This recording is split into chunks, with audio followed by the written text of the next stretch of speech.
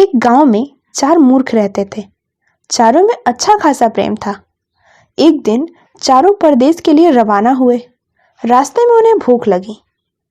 उन्होंने सोचा कि पहले एक बरगद के वृक्ष के नीचे विश्राम कर लिया जाए।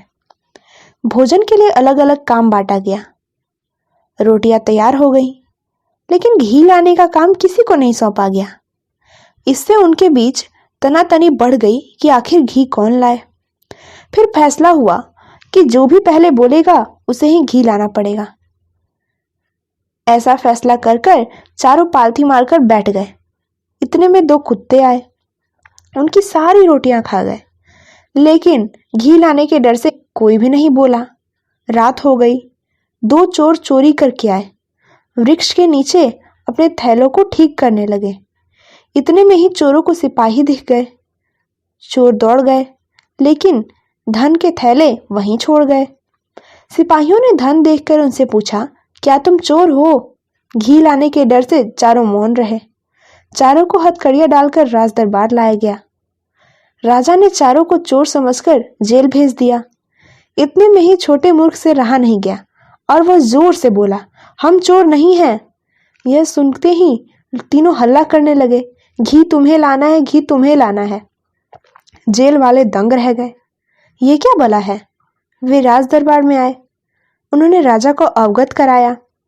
राजा के आदेश से चारों ही मूर्ख राज दरबार में हाजिर हुए। उन चारों की शक्ल देखकर राजा ने सोचा, ये लोग होने तो मूर्ख चाहिए, लेकिन हैं बड़े किस्मत वाले। राजा ने किस्मत की परीक्षा करने के लिए चारों से प्रश्न किया, बोलो भाई, मेरी बंद मुट्ठी में क्या है? पहले मूर्ख को राजा की बात समझ ही नहीं आई। उसने तुक्का लगाया और कहा, सब गोलमाल है। दूसरे ने तुक्के का अर्थ अनारदाना समझते हुए कहा, रंग लाल लाल है। तीसरे ने कहा, दानेदार है। चौथा समझ गया कि ये किसी फल की बात कर रहे हैं, इसीलिए उसने भी तुक्का लगाया, खोल मुट्ठी राजा, हाथ में अनार है। चारों के तुक्के सच निकले।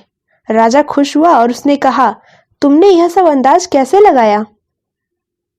चारों ने कहा, हमने सोचा कि एक तुक्के से दूसरा तुक्का जोड़ते जाएंगे और जोड़ने के काम में कभी किसी को नुकसान तो हुआ नहीं है, तोड़ने वाले काम से ही नुकसान होता है। राजा ने कहा, भाई, तुम्हारे तुक्के तो तीर बनकर सीधे निशाने पर लगे हैं।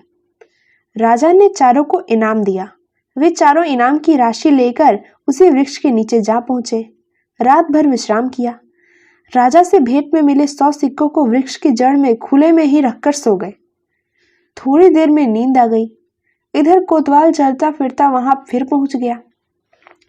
100 चांदी के सिक्कों को देखकर उसका जी ललचाया। सिक्के लेकर वह अपने घर आ गया। सुबह चारों उठे। धन नहीं मिलने पर चारों राजा के पास वापस आ गए। राजा ने कहा, तुम ही तुक्के लगाकर बताओ कि सिक्के किसने लिए हैं। पहला बोला, आयो घूमतो फिरतो। दूसरा बोला, आयो घोड़े चढ़तो। तीसरा बोला, हाथ में तलवार। चौथा बोला, चोर कोतवाल। कोतवाल ही हमारे रुपयों का चोर है। कोतवाल को दरबार में बुलाया गया। राजा ने सब बात पूछी। चारों के तुक्के सच थे।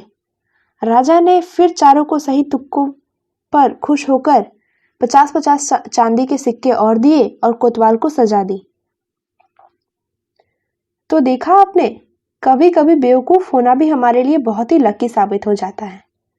लेकिन एक बात का ध्यान रखिए कि ये ठीक वैसा ही है जैसे बबूल के पेड़ के नीचे आम का मिलना। इसी तरह की और इंटरेस्टिंग स्टोरीज जानने के लिए हमसे जुड़े रहें।